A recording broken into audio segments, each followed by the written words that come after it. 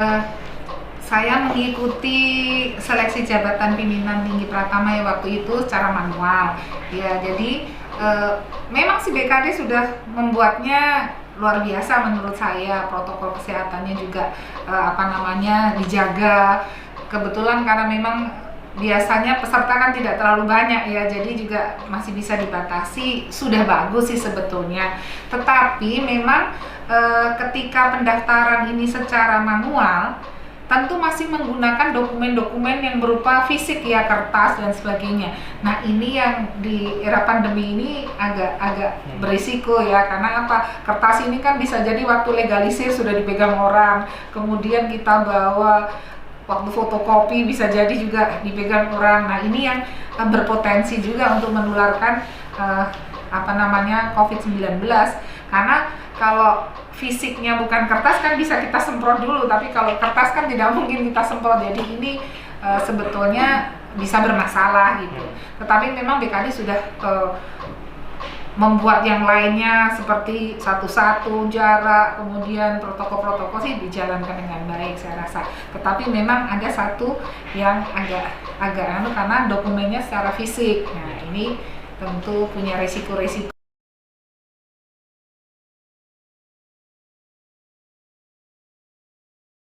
Menurut saya sangat bagus sekali, dan itu pasti membawa dampak yang bagus, bukan hanya tentang COVID ya. Yang pertama, kita kan nggak usah ke sana, hemat energi paling tidak ya.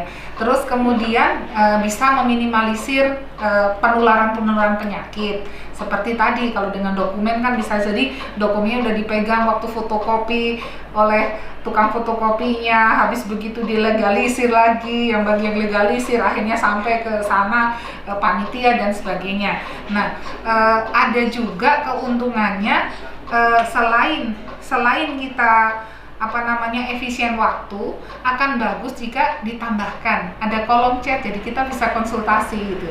Terus pendaftar ini atau peserta seleksi bisa tetap kerja, artinya tidak harus meninggalkan, kan tidak harus pergi ke BKD untuk antar itu dan sebagainya, dia tetap nyambi kerja, sambil kerja dia tetap bisa mendaftar. Nah, ini efisien sekali saya rasa.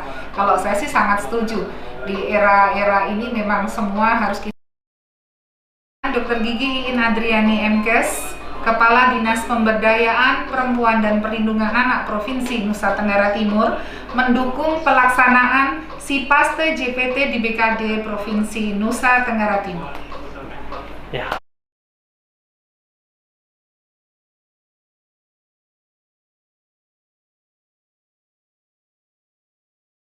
Pertama, saya menyampaikan apresiasi dan terima kasih atas semangat inovasi yang sedang diproses oleh Badan Kepegawaian Daerah di bawah kepemimpinan Ibu Kaban, Ibu Ina.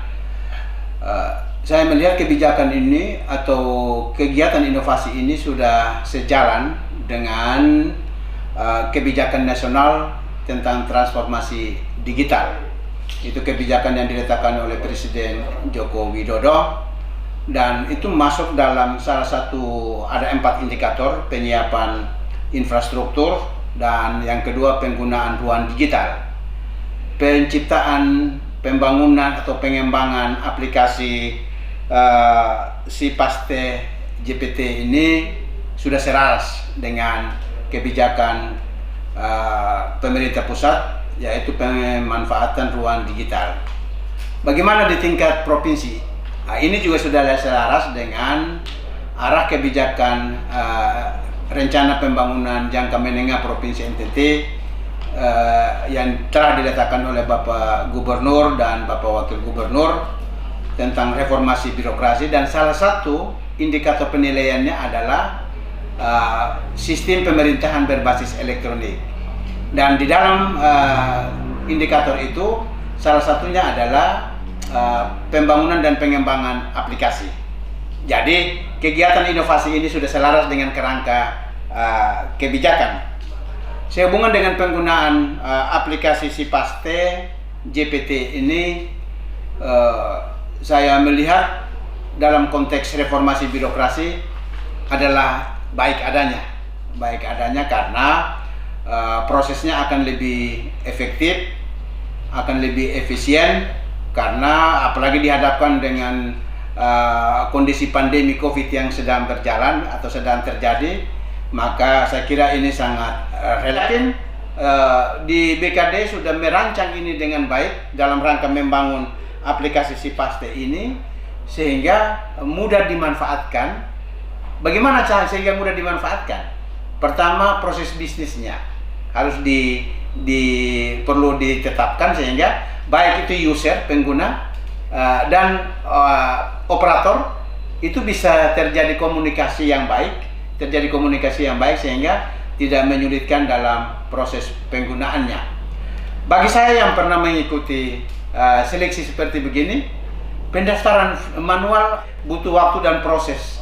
Tapi kalau sifatnya digital, di mana saja dan kapan saja, anytime, para user bisa menggunakannya. Konsekuensi logisnya adalah kalau pengumumannya juga bersifat digital melalui aplikasi ini, maka akan terjadi banyak orang yang mendaftar. Sekarang kalau proses bisnis sudah ditetapkan, peran verifikator ini apakah hanya dilakukan oleh adminnya atau oleh tim? Ini juga perlu diatur dengan baik sehingga dalam deadline waktu yang sudah ditetapkan itu bisa berjalan dengan baik.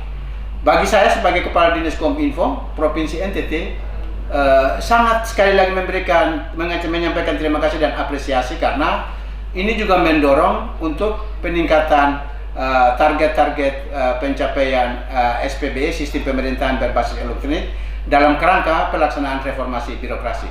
Aspek objektivitas, aspek efisiensi waktu ini akan mudah kita laksanakan, dan ini juga memberikan aspek pembelajaran kepada para calon pejabat eselon 2 sehingga sejak awal dalam berproses sudah bergaul dengan dunia digital.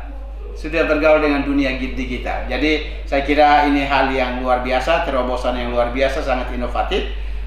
Dan oleh karena itu dalam proses pengumuman sudah juga ditayangkan tentang SOP-nya, sehingga itu oleh para peminat dimanapun berada bisa untuk mengikutinya. Saya kira ini komentar dan apresiasi saya untuk pengembangan aplikasi Sipaste GPT. Dan oleh karena itu, saya Dr. Andrus Aba Maulaka, Kepala Dinas Komunikasi dan Informatika Provinsi Nusa Tenggara Timur, memberikan apresiasi dan dukungan penuh dalam pelaksanaan atau pengembangan aplikasi Sipaste GPT dalam proses rekrutmen pejabat eselon 2 di lingkup Provinsi NTT. Dan sembari kami selalu menyiapkan waktu dan diri manakala membutuhkan pendampingan teknis dalam pengembangan aplikasi, tentunya Dinas Komunikasi dan Informatika Provinsi NTT akan melakukan pendampingan